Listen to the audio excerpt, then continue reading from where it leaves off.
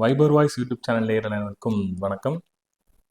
நம்மளோட சேனலில் கிட்டத்தட்ட டெய்லி நியூஸ் பேப்பர் அனலைஸ் பண்ணி நியூஸ் பேப்பர்ஸில் வர்ற தகவல்களை கரெக்டான தகவல்களை நம்மளோட சேனல் நேயர்களுக்கு வழங்கி கொண்டு வந்து கொண்டிருக்கிறோம். அதன் அடிப்படையில் பார்க்கும்போது சமீப காலமாக ஒரு குடும்ப பிரச்சனை, ஒரு மிகப்பெரிய ஒரு கட்சியோட குடும்ப பிரச்சனை ஒரு விவாத பொருளாகவே இருக்குது. உங்களுக்கு தெரியும் அந்த கட்சி என்னென்னு. நம்மளோட பாட்டாளி மக்கள் கட்சி.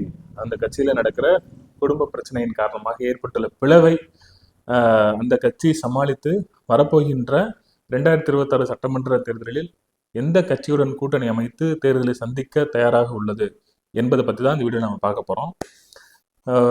இந்த வீடியோவை பார்க்க போகிறதுக்கு முன்னாடி நேயர்களுக்கு ஒரு அன்பான வேண்டுகோள், வீடியோவை ஸ்கிப் பண்ணாமல் பாருங்கள். உங்களுக்கு கண்டிப்பான முறையில் உங்களுக்கு தேவையான தகவல்கள் கிடைக்கும். தயவு செஞ்சு ஸ்கிப் பண்ணாமல் பாருங்கள். வாங்க நம்ம வீடியோக்குள்ளே போகலாம். அதாவது என்னன்னு பார்த்துக்கிட்டிங்க அப்படின்னா, பாட்டாளி மக்கள் கட்சி நிறுவனர் மருத்துவர் ஐயா அவர்கள் தன்னோட மகன், கட்சியோட செயல் தலைவர் அவர்கள் அன்புமணி அவர்கள் கட்சி தலைவர்ல இருந்து நீக்கி மீண்டும் செயல் தலைவராக நியமிக்கிறார். அந்த சலசலப்பிற்கு பிறகு தற்போது அந்த இருவருமே, தந்தை மகன் இருவருமே மாவட்ட செயலாளர்களை நீக்கி புதிய மாவட்ட செயலாளர் நியமனம் செய்வதும், ராமதாஸ் ஐயா அவர்கள் நியமனம் செய்வதும், நீக்கப்பட்ட மாவட்ட செயலாளர்கள் கட்சிகள் தொடர்வதாகவும் அன்புமணி ராமதாஸ் ஒருபுறம் அறிக்கையும் விட்டு கொண்டிருக்கிறார்கள். இதெல்லாம் பற்றி தான் நம்ம பார்க்க போகிறோம். அதாவது என்ன அப்படின்னா, உச்சக்கட்ட மோதல் உருவாகி இருக்குன்னே சொல்லலாம். ஒருபுறம் அன்புமணி ராமதாஸ் அவர்கள் தன்னோட ஆதரவாளர்களை திரட்டி அவர் தனியாக பொதுக்கூட்டம் நடத்த போவதாக தகவல் வருது.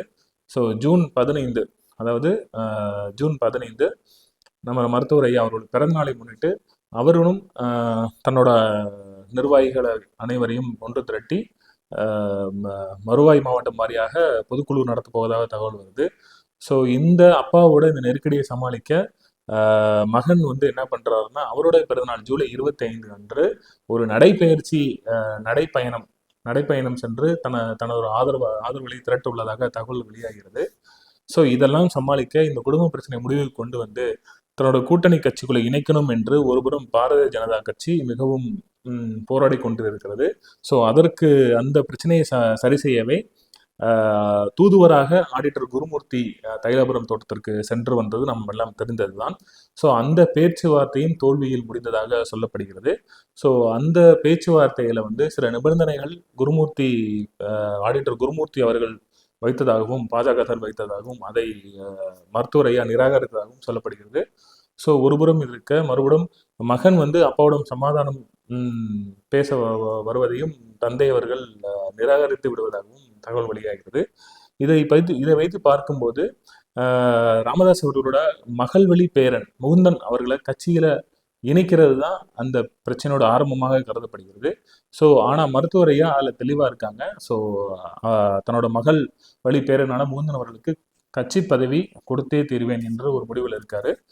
இதுதான் உச்சகட்டமாக நேற்று மருத்துவர் ஐயா அன்புமணி ராமதாஸ் அவர்களுடைய தீவிர ஆதரவாளரான பாலுவை கட்சியில் நீக்கிறாரு.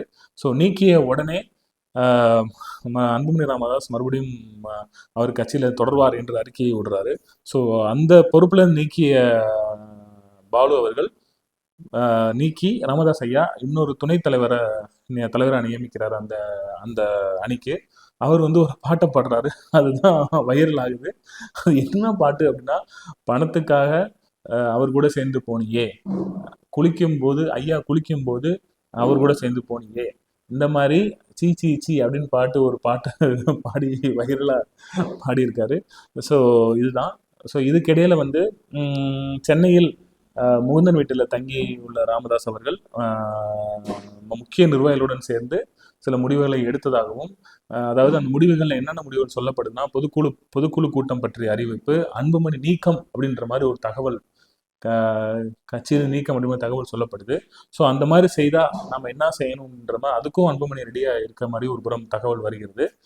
இதெல்லாம் சமாளித்து மறுபுறம் ஆடிட்டர் குருமூர்த்தி அவர்கள் மூலமா மிரட்டல் விடதாகவும் சொல்லப்படுது. எந்த உண்மையா பையன்னு தெரியல. அதாவது அன்புமணி அவர்கள் மீது உள்ள சிபிஐ வழக்கை வந்து மீண்டும் தோண்டி எடுத்து விசாரணை செய்யப்படும் அப்படின்ற மாதிரி சொல்லப்படுது. அது அது வந்து உண்மைக்கு புறம்பானதா இல்லை உண்மையான தகவலா என்று நமக்கு தெரியவில்லை. செய்தி ஊடகங்களில் வந்த தகவல் தான். ஸோ எது எப்படியோ மருத்துவர் ஐயா அவர்கள் வந்து ஒரு தீர்மானம், ஒரு முடிவு எடுத்தார்னா அதை யாராலையும் மாற்ற முடியாது என்று கட்சியில் உள்ள முக்கிய நிர்வாகிகள் சொல்லப்படுது. ஸோ வயது மூப்பின் காரணமாக அவர்களை விட்டு செல்பவர்கள், அன்புமணி அவர்கள் தலைவரை ஏற்றுக்கொள்பவர்கள் அனைவரையும் கட்சியிலிருந்து நீக்கம் செய்துவிட்டு புதிய நிர்வாகிகள் நியமனம் செய்கிறார் மருத்துவர் ஐயா அப்படின்னு பார்க்கப்படலாம். ஸோ இந்த பிரச்சனைகள்லாம் இன்னும் மூன்று மாதங்கள் முடிவு பெற்றுவிட்டு எந்த கட்சியோட கூட்டணி வைக்க போறோம் என்ற தகவலை ஐயா அவர்கள் தெரிவிப்பார் என்று முக்கிய வட்டாரங்கள் செய்திகள் எழுதுகிறது. ஸோ என்னன்னு பார்த்தோம் அப்படின்னா, ஒரு மிகப்பெரிய ஒரு ஆளுமை மிக்க ஒரு கட்சி, கிட்டத்தட்ட 6 எம்எல்ஏக்கள் எம்பிக்கள்லாம் இருக்கிறாங்க. ஸோ அவங்க வந்து இந்த மாதிரி பிளவுகளை ஏற்பட்டு இருப்பது ஒரு வேதனைக்குரிய அந்த கட்சியில் உள்ள தொண்டர்களுக்கு ஒரு வேதனைக்குரிய ஒன்று தான். ஏன்னா அது வந்து ஒரு ஒரு மிகப்பெரிய ஓட் பேங்க் உள்ள ஒரு பார்ட்டி, ஒரு வன்னியர் சங்கம், மிகப்பெரிய உள்ள ஓட் பேங்க் உள்ள ஒரு கட்சி இந்த மாதிரி சிதறும்போது ஓட்டுகள் சிதறப்படும் என்று நம்பப்படுகிறது. இதை சிதறாமல் ஒன்று சேர்த்து இந்த தந்தை மகன் பிரச்சனையை முடித்து வைத்து ஸோ கட்சியோடு இணைக்கிறன்ற விஷயத்தில் பிஜேபி மும்பரமாக செயல்படுறாங்க. ஸோ இதுதான் இன்னைக்கு செய்தி. ஸோ எங்கள் வீடியோ பிடிச்சிருந்தா லைக் பண்ணுங்கள், ஷேர் பண்ணுங்கள், சப்ஸ்கிரைப் பண்ணுங்கள். Thank you very much.